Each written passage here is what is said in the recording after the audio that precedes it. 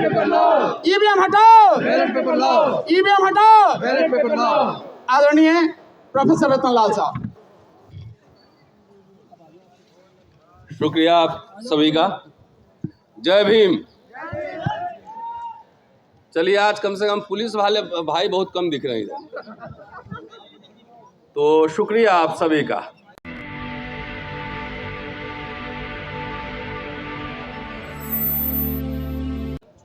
कल हमने वीडियो देखा था भानु प्रताप जी का और प्राचा साहब का, कि 20 कदम चले होंगे गिरफ्तार कर ली।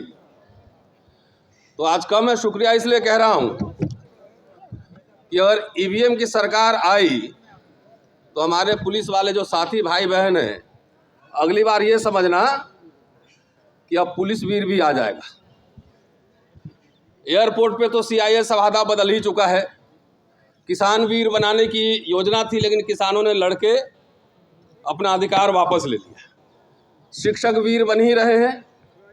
पहले पूरी तनख्वाह मिलती थी एडहॉक पढ़ाने पे, अब गेस्ट लेक्चरर है वही 50 लेक्चर मिलता है, 50-60 हज़ार 70 हज़ार रुपये मिलते हैं, पहले 1.25 लाख रुपए मिलते थे। तो नंदा जी आ गई हैं, वहाँ पर देख रहा हूँ उनको। तो अब विश्वविद्यालयों में भी शिक्षक वीर बनाई जा रही है, और अग्निवीर तो आप देख ही रहे हैं। तो ये जो कॉन्फिडेंस सरकार का है, और इस बार नारा है कि अब की बार 400 पार, तो ये कॉन्फिडेंस कहीं और से नहीं, ईवीएम के अंदर से ही आ रहा है। साथियों, मैं बहुत संविधान के दायरे में और बहुत व्यवहारिक बात आपके सामने रखने जा रहा हूँ। देखिए, बाबा साहब ने जब संविधान बनाया था तो उसके पहला लाइन जो है ना, जय गणेश जी और अल्लाह अकबर नहीं रखा था, और रखा था वी द पीपल, हम भारत के लोग। और 25 नवंबर के भाषण में उन्होंने शंका जाहिर की थी कि हो सकता है इस देश में कभी न कभी तानाशाही आ जाए, इसीलिए हम भारत के लोग रखा था कि जिस दिन ऐसी हालत होगी, तुम भारत के लोग, हम रहे न रहे, सड़कों पे आना और ऐसे सरकार के खिलाफ आंदोलन करना। इसी को लोहिया साहब ने आगे बढ़ाया था कि जब सड़कें सुनसान हो जाएंगी तो संसद आवारा हो जाएगा। दोस्तों, थोड़ा सा क्रोनोलॉजी में आपको समझाना चाहता हूं, और ये समझना चाहिए कि ईवीएम की लीला क्या है। इसको मैं लीला कह रहा हूं। अगर आप सोशल मीडिया पर जाके देखें तो एक ही तरह के लोग, जिसको मैं कहता हूं जो पहले बूथ लूटते थे, वही अब ईवीएम लूट रहे हैं, वही ईवीएम की चोरी कर रहे हैं, वही लोग हैं ये। पुराने जमाने में जब मैं बचपन में था तो मैं सुनता था और देखता था कि जब गरीब, मजदूर, दलित, आदिवासी, पिछड़े वोट देने जाते थे तो वहाँ के बाहुबली और जमींदार लोग कहते थे कि तुम लोग घर रहो, जाओ काम करो, तुम्हारा वोट हम डाल देंगे। और लाठी और बंदूक के बल पे वोट नहीं देने दिया जाता था। जब वोट की चेतना बढ़ी, जब हमने देखा कि अपने दिहाड़ी छोड़ करके भी लोग बूथ पर जा रहे हैं, उसी समय से ईवीएम की लीला जारी है। साथियों, डॉक्टर अंबेडकर ने 25 नवंबर को कहा था कि हम आज द्वंद्व के युग में प्रवेश कर रहे हैं। राजनीतिक समानता तो होगी, एक वोट एक व्यक्ति, टाटा का भी एक वोट, अडवाणी जी का भी एक वोट, अडानी जी का भी एक वोट, और हमारा भी एक वोट, लेकिन सामाजिक और आर्थिक गैर बराबरी होगी। लेकिन आज वो एक वोट हम जो देते हैं, उसकी भी डकैती हो रही है। मैं ईवीएम को कहता हूं कि दुनिया का, अगर भारत दुनिया की सबसे बड़ी लोकशाही है, तो ईवीएम जो है दुनिया की सबसे बड़ी डकैती है, सबसे बड़ी डकैती है। जो संघर्ष करके डॉक्टर अंबेडकर, लोहिया, बाबू जगदेव प्रसाद, कर्पूरी ठाकुर, लालू यादव, कांशी रानी, मुलायम सिंह यादव, पेरियार, ऐसे लोगों ने जब संघर्ष करके आपके अंदर चेतना लाई, खास तौर से मैं दलित, पिछड़े, आदिवासियों को कह रहा हूं कि वोट हमारा, राज तुम्हारा नहीं चलेगा।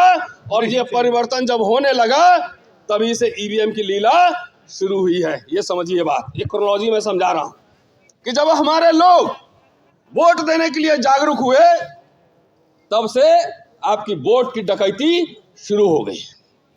साथियों, एक दो बात और मैं कहना चाहता हूं, बहुत सारे वक्ता हैं, कि देखिए कोई भी टेक्नोलॉजी आता है, मैं शिक्षक हूं, इतिहास पढ़ाता हूं, तो वो बेहतरी के लिए आता है। सबसे पहले ईवीएम का प्रयोग 1980 में केरला में हुआ था और उसको कोर्ट ने टर्न डाउन कर दिया था। अगर ईवीएम लाया गया तो इसलिए ये दिमाग में रहा होगा। मैं ईवीएम का समर्थन नहीं करता और ईवीएम के खिलाफ कितने आंदोलन हम लोगों ने 10 साल में किए हैं, लोग जानते हैं। इंटेंशन क्या है ये जानना जरूरी है। जैसे अभी ईडी कानून पिछले सरकार ने लाया था, लेकिन इस सरकार ने संशोधन करके अब आपके जेब में 10 रुपया भी है तभी ईडी वाला पकड़ लेगा, तब भी ईडी वाला पकड़ लेगा। उसी तरह का जब ईवीएम आया था, आज कांग्रेस पार्टी भी उसका विरोध कर रही है। अगर सब समय डकैती होता रहता तो 2014 में सरकार कैसे बदलती?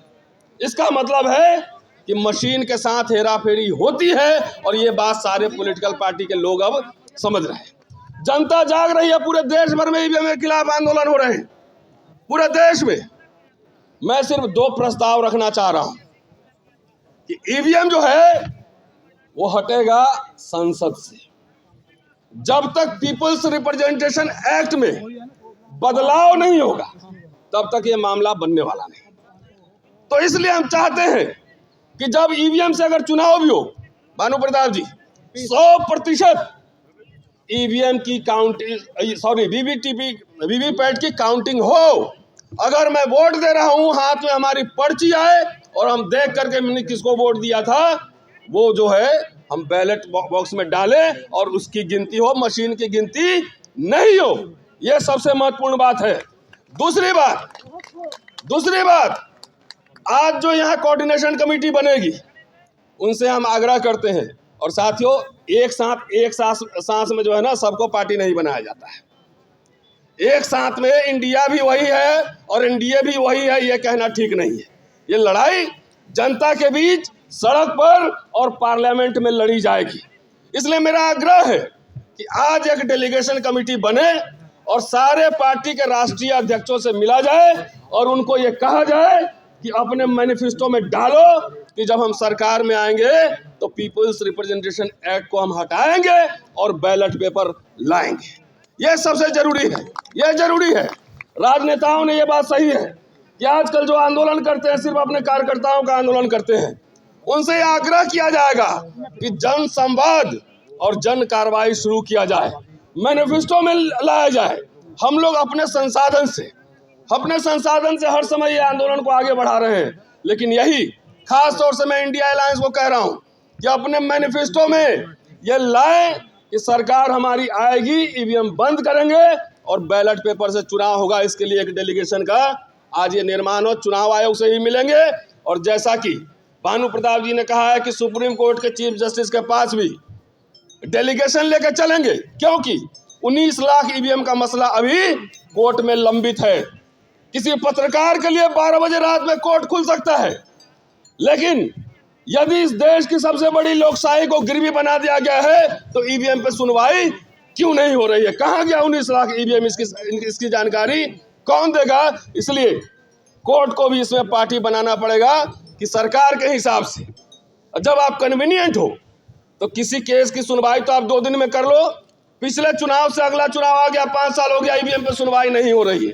क्यों नहीं हो रही है? इसके लिए हम सबको जन जागृति फैलाना पड़ेगा, इन सबको आगाह करना पड़ेगा। चलते चलते मीडिया वाले साथियों का मैं धन्यवाद इसलिए करना चाह रहा हूं कि जब ओबीसी का आंदोलन चल रहा था, एम्स में ओबीसी रिजर्वेशन के खिलाफ 10 लोग बैठते थे, पूरा गोदी मीडिया नेशनल न्यूज बनाता था और वहां पे हम लोग भी जाते थे।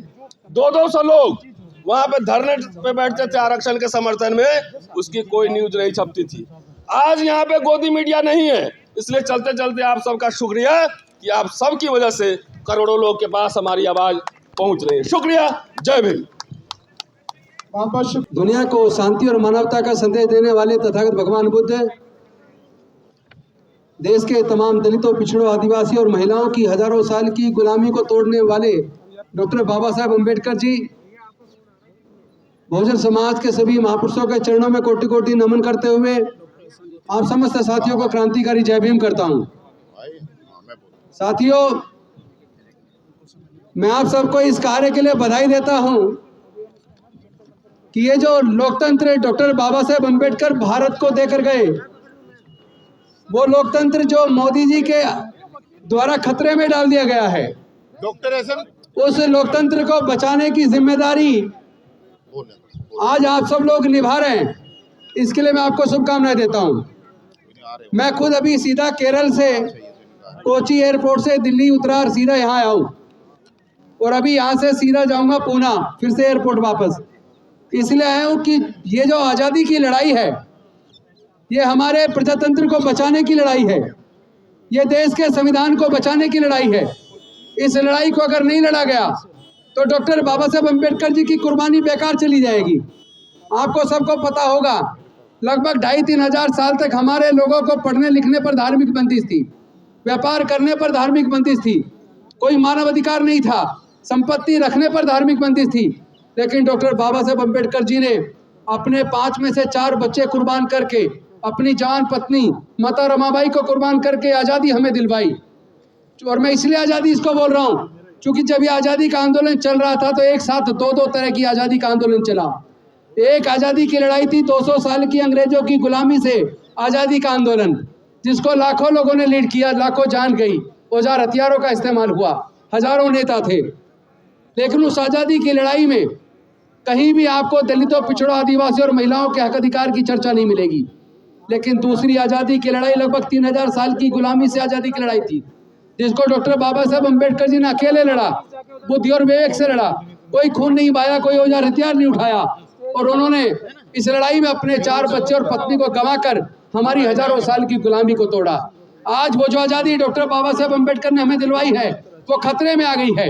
क्योंकि अगर वोटर को ये भरोसा ही नहीं है कि उसकी वोट उस व्यक्ति को जा रही है जिसको वो जिताना चाहता है, जिसको वो वोट देना चाहता है, अगर वोटर को अपनी वोट का भरोसा ही नहीं है तो फिर ऐसे प्रजातंत्र का फायदा क्या? वास्तव में देखा जाए तो प्रजातंत्र बचा नहीं है। क्योंकि जो केंद्र में सरकार है, जो वायदे करके वो सत्ता में आई थी, उनमें से एक वायदा उन्होंने पूरा नहीं किया। उन्होंने काला धन वापस लाने की बात की थी, कोई काला धन वापस नहीं आया। हर साल 2 करोड़ रोजगार देने की बात की थी, कोई रोजगार नहीं मिले। महंगाई कम करने की बात की थी, वो नहीं हुआ। हर मोर्चे पे ये सरकार फेल हुई है।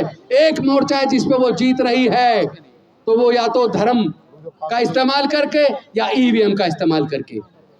तो जब धर्म का इस्तेमाल करने से, ईवीएम का इस्तेमाल करने से वो फिर से सरकार बना जाते हैं, तो फिर वो कोई जो वायदे अपने करते हैं उसको पूरा नहीं करेंगे।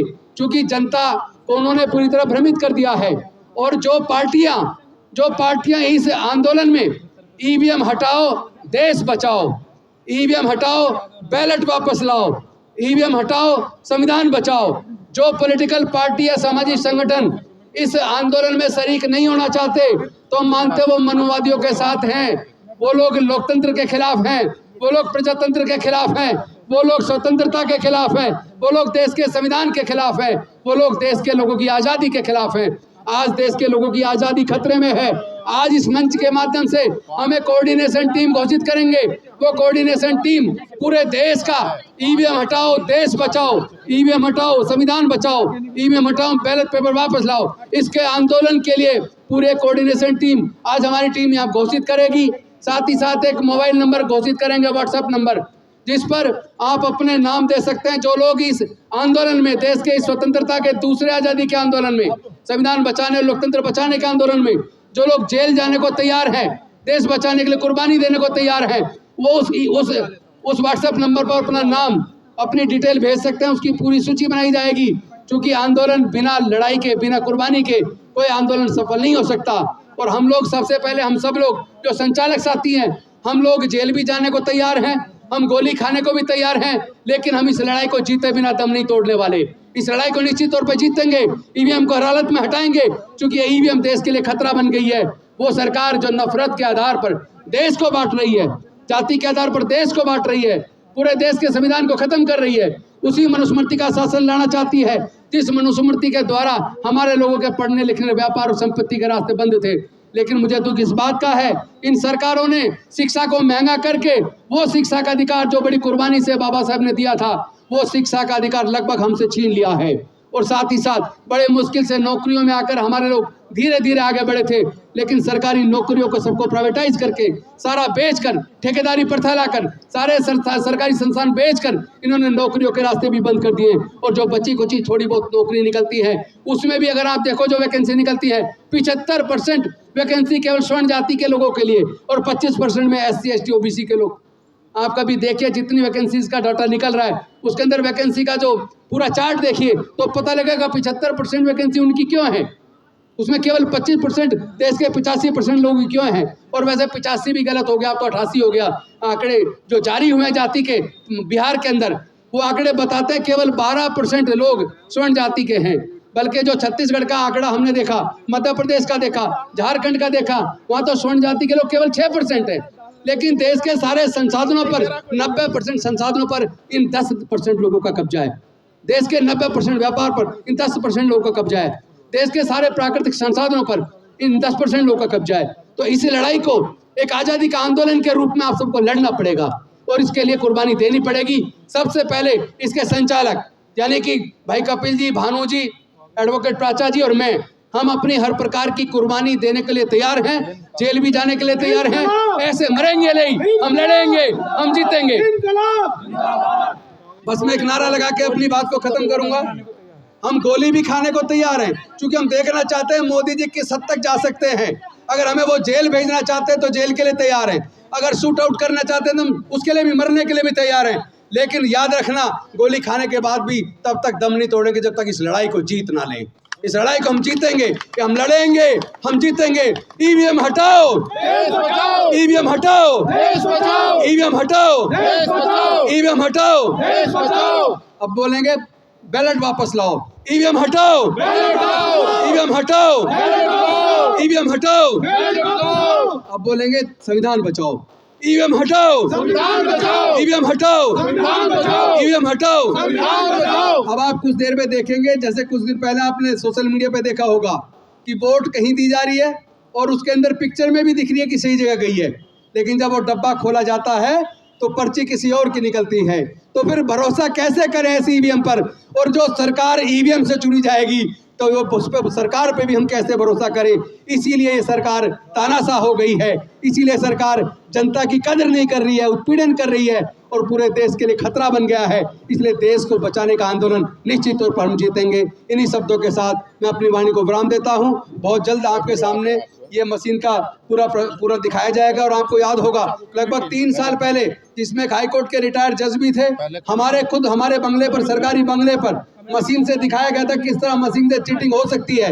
और अब तो अनेकों लोगों ने करके दिखा दिया है, तो फिर ऐसी ईवीएम पर भरोसा क्यों करें? कुछ ही देर में आपके सामने प्रदर्शन होगा ईवीएम के द्वारा कि किस तरह चीटिंग होती है।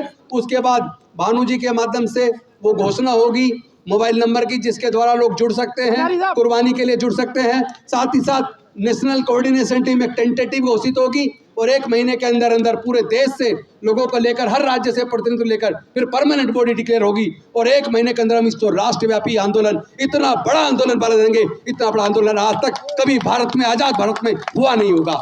ये निश्चित तौर पर हमारी जीत होगी और आप सबकी जीत होगी, देश की जनता की जीत होगी, लोकतंत्र की जीत होगी, संविधान की जीत होगी। बहुत बहुत धन्यवाद। नमो बुद्धाय, जय भीम, जय भारत। वोट हमारा